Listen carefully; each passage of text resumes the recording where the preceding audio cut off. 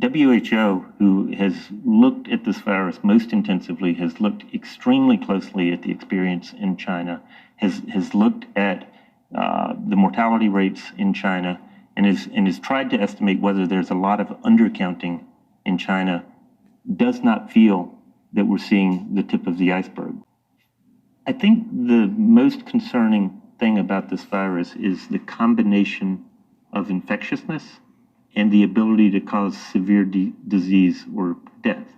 And we have not since 1918, the Spanish flu, seen a virus that combined those two qualities in the same way. I don't want to make a prediction, because I think what happens with this virus is actually up to us.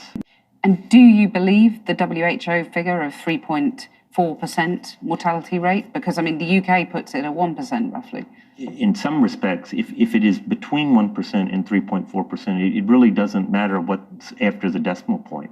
I think what we're seeing is a virus that is many, many times more lethal than flu, and right now a population that is completely vulnerable to it, and that we are seeing its ability to explode. And there is nothing to stop that expansion from continuing unless those societies move aggressively, engage their publics, implement multiple public health interventions, including focusing on cases, but also introducing social distancing interventions. We need to modify our behavior. We need to start practicing that now. But we do have to modify our behavior in ways that reduces the risk of transmitting the virus. And one challenge that we face is that people who are young and generally healthy won't perceive personal risk, and they'll govern their behavior based on what they perceive their personal risk to be. And I think we need to start thinking in terms of the social risk. I am generally healthy. I'm not that concerned about my own personal risk, but if I then, had a cold or felt like I, had symptoms, but I was well enough to go to work, and I go to work and I shake hands with my older colleague who's got a chronic medical condition, I could be responsible for that colleague's death. Meanwhile, growing fear and outrage in New Hampshire, where an employee at Dartmouth-Hitchcock Medical Center returned from a trip to Italy symptomatic. He had been told to self-isolate, but broke the quarantine attending a party. Now, both he and another person linked to him have been confirmed as New Hampshire's first two cases. And I think we need to all think about our responsibility to each other as we think about how we're going to govern our behavior. We can't view the epidemic in terms of our personal risk. We need to act collectively in a cooperative manner. And one of the things that Bruce Aylward has talked about from WHO has talked about coming back from investigation in China is the degree to which the Chinese people have been mobilized against the virus. And he put it in terms of, it is like they are at war with the virus. All of society is mobilized in the fight against the virus. Okay, so that's where I want to break and make a comment.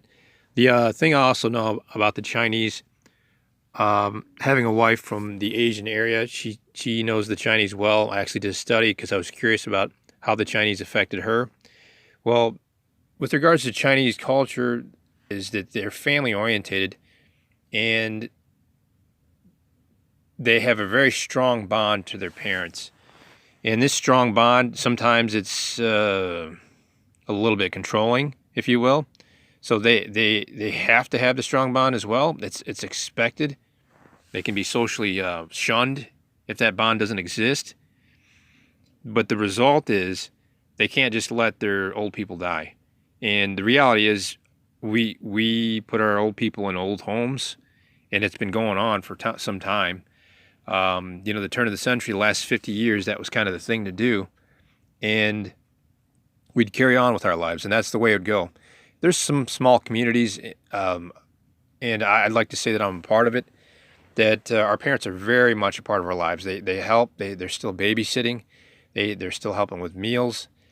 And that's going to be a huge effect if they're gone.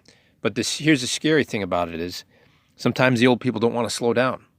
And they don't want to realize that this thing is bigger. The facts will be right in front of them. But unless their friends are talking about social distancing or their leaders in their group are talking about social distancing, they're not going to hear the facts. They don't care about the facts. They care about what their social group is doing. And same thing with the young people. They don't care about social distancing. They care about what their friends are doing. So they're going to go out and party until their friends aren't throwing parties. And the government, same thing. There's a huge debt ceiling. So as long as they can push that economy out there and keep it going, they're going to keep it going. And they don't care about those who might die that we care about or that might end up risking their lives, that maybe they don't care about themselves because they're caught up. And we are a country that is caught up.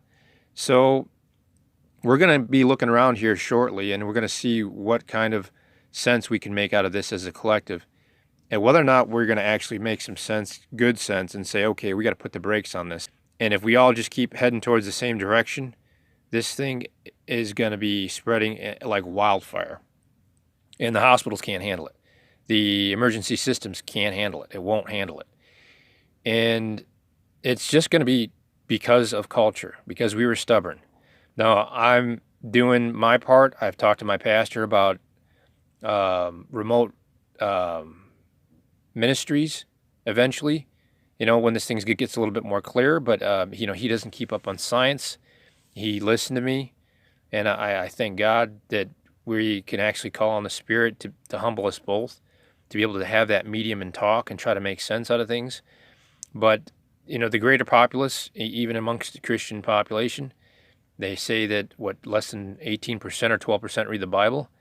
There may even be a smaller percentage of that will actually yield to the Holy Spirit and say, we need to give pause and see what is good wisdom in certain situations.